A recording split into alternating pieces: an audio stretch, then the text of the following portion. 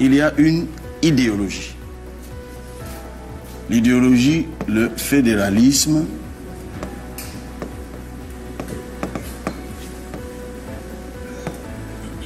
communautaire. La politique du fédéralisme communautaire dans des régions communautaires autonomes, tous les Camerounais seront appelés à s'installer partout où ils voudront, à s'intégrer partout où ils voudront et à travailler partout où ils voudront. En revanche, il n'y a absolument aucun problème, à notre avis, à ce que dans l'exploitation des mines, par exemple, je prends juste l'exemple des mines, ou n'importe quelle richesse matière première, et nous le disons clairement dans notre projet de société, nous ne trouvons absolument aucun inconvénient à ce que lorsque l'on exploite l'or ou le pétrole dans une région communautaire autonome, que 30% de ce que génère cette exploitation profite d'abord à la région où l'exploitation est faite. Dans la jungle politique camerounaise, chaque mot peut devenir une flèche et chaque silence une trahison. Cette semaine, Cabral Libby a parlé, mais ce qu'il a dit, c'est plus qu'un programme, c'est une étincelle. Le feu a pris et Mamadou Mota est arrivé avec un baril d'essence. Clash de vision, choc de discours. Préparez-vous, ça va trancher. Canal 2, émission, rendez-vous 2025, plateau lisse, composé, Cabral Libby sourit, déroule, explique et il lâche son concept fétiche, le fédéralisme communautaire. Selon lui, plus de liberté, plus de proximité. Tous les Camerounais, dit-il, pourront vivre, travailler, s'intégrer où ils voudront. Mais attention, si on exploite du pétrole à Kribi ou de l'or à Batouri, eh bien, 30% des revenus doivent rester à la région. Nous ne trouvons aucun inconvénient à appliquer la politique des quotas. C'est-à-dire que si l'on installe une industrie, par exemple, dans une région, nous l'abordons très clairement dans notre projet de société, nous ne trouvons absolument aucun inconvénient à ce qu'il y ait un quota réservé aux ressortissants de la région en question lorsque la ressource humaine demandée existe.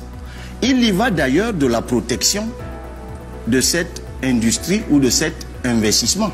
Parce que si vous installez une grosse entreprise dans le Ngoketunja, alors que vous venez du Mayo d'Anaï et que vous ne recrutez, parce que c'est votre entreprise privée, que des ressortissants du Mayo d'Anaï, vous vous doutez bien, alors qu'il y a en Ngoketunja des ressortissants locaux qui ont les compétences voulues pour votre entreprise, ben vous allez vers des problèmes.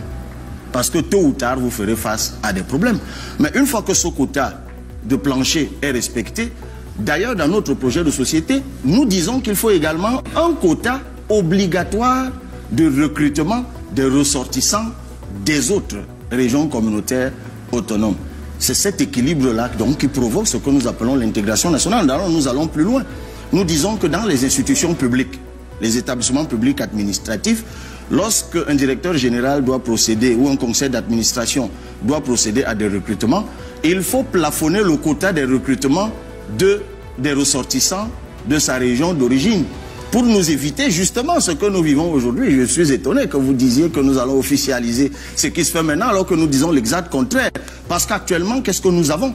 C'est que nous avons des entreprises publiques et des administrations publiques qui, lorsque le dirigeant est du Ngoketunja, ben, vous trouvez du vigile à l'entrée jusqu'au secrétaire particulier que des gens du Ngoketunja. On est donc aujourd'hui dans une forme de parcellisation de la République qui fait, et c'est ce qu'on fait actuellement. Mais non, c'est exactement le contraire de ce que nous disons. Il faut un équilibre et surtout, une politique d'intégration nationale. Comment pour les entreprises? Un projet décentralisateur, peut-être. Un rêve régionaliste, sans doute. Mais pour certains, c'est une ligne rouge qu'il ne faut pas franchir. Et Mamadou Mota ne va pas juste la signaler, il va la dynamiter. Moins de 24 heures plus tard, la réponse fuse. Mamadou Mota, figure du MRC, n'y va pas avec des pincettes. Il parle de, je cite, propos édulcorés d'un homme politique qui tente de rattraper un discours glissant. Et il lâche cette phrase. Cette explication exclut de fait l'adjectif communautaire. Face aux critiques, l'homme politique veut édulcorer ses propos. Le fédéralisme communautaire est un facteur conflictogène et anti-républicain pour une nation aussi riche en diversité ethnique comme le Cameroun. Traduction, ton idée Cabral, c'est un cocktail Molotov dans un baril de poudre ethnique. Tu veux une nation? Mota te répond, tu prépares un patchwork tribal. Le clash est frontal et derrière les mots, c'est toute une vision du Cameroun qui s'affronte. L'unité républicaine contre la tentation identitaire. Ce clash entre Cabral Libby et Mamadou Mota n'est pas une simple querelle d'opposition. C'est un révélateur, une radiographie du Cameroun à la veille de 2025. D'un côté, Cabral joue la carte de la proximité communautaire, une forme d'affirmation locale contre l'oubli centralisé.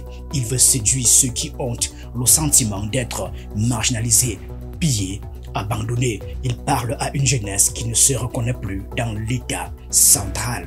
Le premier axe programmatique, c'est la décentralisation communautaire. Alors, c'est quoi la décentralisation communautaire? C'est le pendant principal de notre idéologie. Pour aller très vite, nous effaçons les 10 régions actuelles et nous transformons les départements actuels en régions. Vous me direz, j'entends d'ici, vous me direz ça fait beaucoup, mais ça ne fera pas beaucoup. Ça fait beaucoup de charges pour l'État. Puisque nous allons agglomérer, nous aurons déjà balayé les 10 régions et nous allons agglomérer les régions, dont les départements actuels devenus régions, mais des régions qui sont affinitaires par l'histoire, par l'anthropologie, par la sociologie, et nous passerions très rapidement de 58 à un maximum de 30 régions.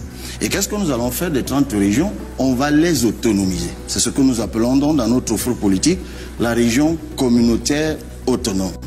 Si nous partons de l'existant, c'est-à-dire l'article 25 alinéa 2 de la loi de 2019, la loi cadre de la décentralisation, qui dispose que 15% au moins des recettes de l'État doivent être donnés aux collectivités territoriales décentralisées au titre de la dotation générale de la décentralisation, avec un budget de 7 300 milliards pour 2025. Qu'est-ce que ça donne schématiquement?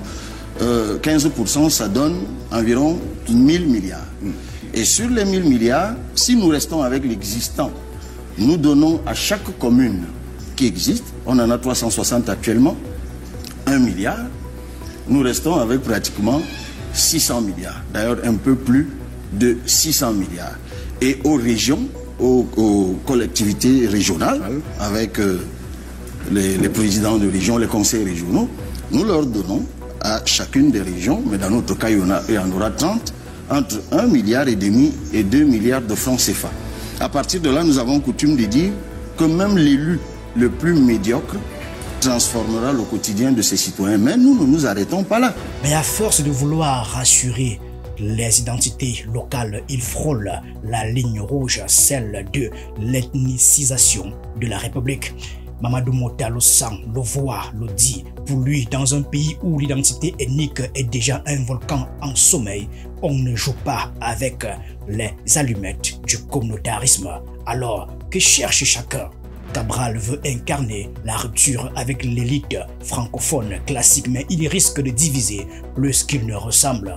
Mota, lui, reste fidèle à une vision nationaliste, universaliste, celle d'un Cameroun indivisible, hérité du discours unitaire de l'après-indépendance. Et au fond, ce débat pose la vraie question. Comment gouverner un pays aussi divers que le Cameroun sans exploser les équilibres? Fédéralisme, décentralisation, autonomie régionale ou encore république une et indivisible. Dans le ring politique camerounais, les idées se croisent, mais les coups font mal. Cabral Libby propose un fédéralisme à visage communautaire. Mamadou Mota, lui, voit un piège à fragmentation. L'un rêve de territoire enraciné, l'autre brandit la République comme dernier rempart. Mais pendant que les élites s'écharpent sur les modèles d'organisation, le peuple, lui, veut surtout de l'eau, de l'électricité, un emploi ou une route sans nid de poule. La vraie communauté, aujourd'hui, c'est celle des souffrances. Alors oui, que le clash continue, mais que derrière les clashs, les solutions, elles aussi, montent sur le ring. Parce qu'en 2025, ce ne sont pas les slogans qui voteront, c'est la misère ou l'espoir.